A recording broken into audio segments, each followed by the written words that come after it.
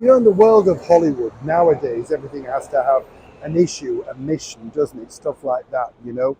When you look back, as we often say, the golden days of Hollywood, people really received awards. There were no banner waving, there was no political statements at the side of it.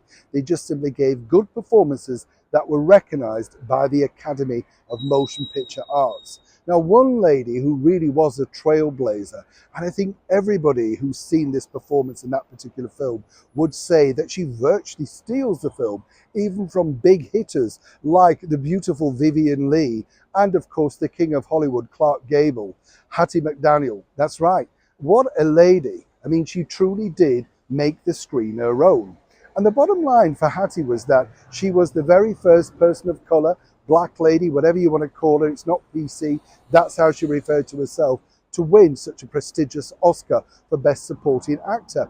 And then it wasn't really in those days, they didn't give you an Oscar for them, you got more of a plaque.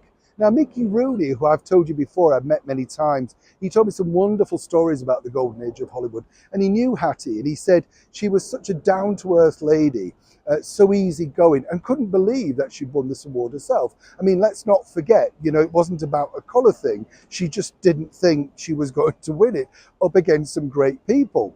And obviously she broke ground as we look at it now. You know, she was redefining the lanes, as it were.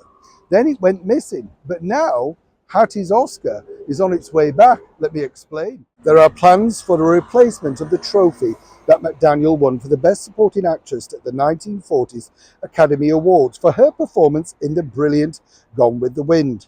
The honour made McDaniel the very first black person to win an Oscar.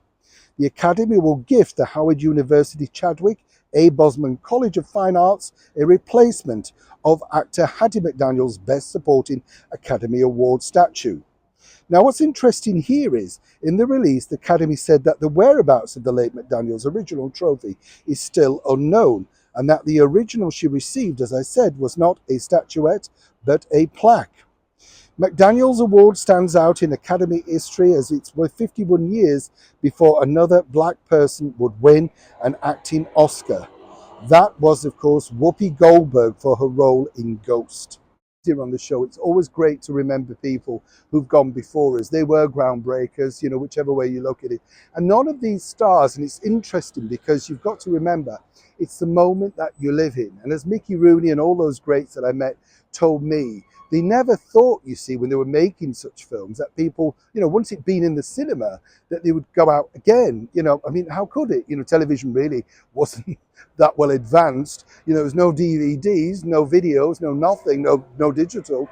So for their performances to live on and still be revered and, of course, respected could be their biggest wish. I mean, the likes of Lauren Bacall told me she had no idea that people would still revere Humphrey Bogart as he didn't.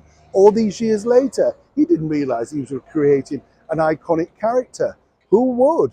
But isn't it nice that Hattie McDaniel finally, once again, gets some recognition? And in a world full of negative news, it's always wonderful to share positivity. Neil Sean in the very heart of London.